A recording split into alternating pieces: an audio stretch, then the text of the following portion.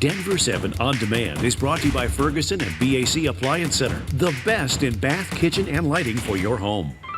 I'm Shannon Ogden with the latest from Denver 7. If you didn't get too much sleep last night, you are not alone, and more lousy weather's on the way. Chief Meteorologist Mike Nelson is tracking it all. Mike? We have a storm system that just does not want to give up, and there's one more part of it, this low pressure system in Utah, still to move across the state tonight and tomorrow. So it means snow in the mountains above 9,000 feet, windy with occasional rain showers and thunderstorms on the plains. We start with rain showers in the morning early on Wednesday, windy and chilly conditions, snow showers in the mountains.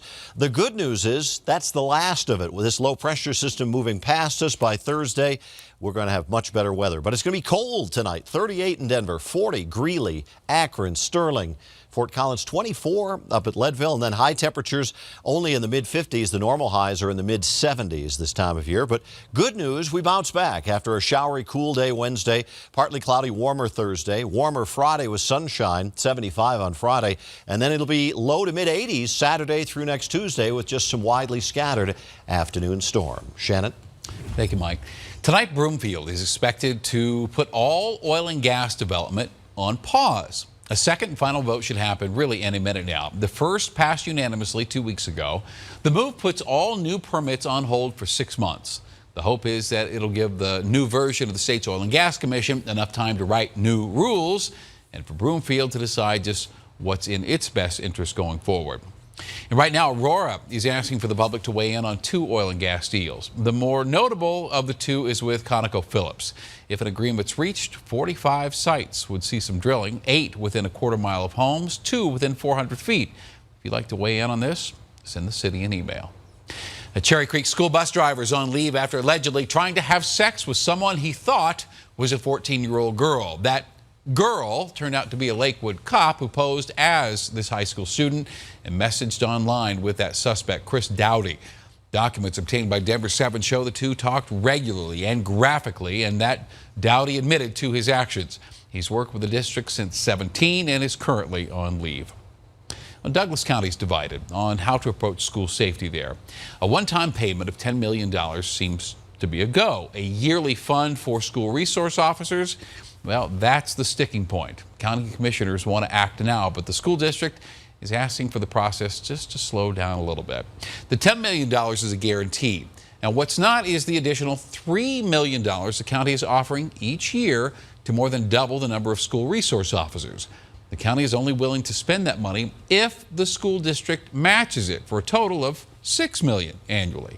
Commissioners want to add 50 additional school resource officers over 3 years. Right now, there are 11 for 68,000 students. You know, I mean, you go to an airport, you go to the state capitol, you go anywhere you go, any federal building, you have to go through a metal detector. Why not do it for our schools? We fear that your resolutions to form advisory committees is reinventing the wheel at best and will only promote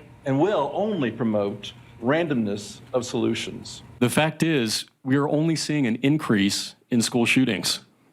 So what we do today is not a knee-jerk reaction.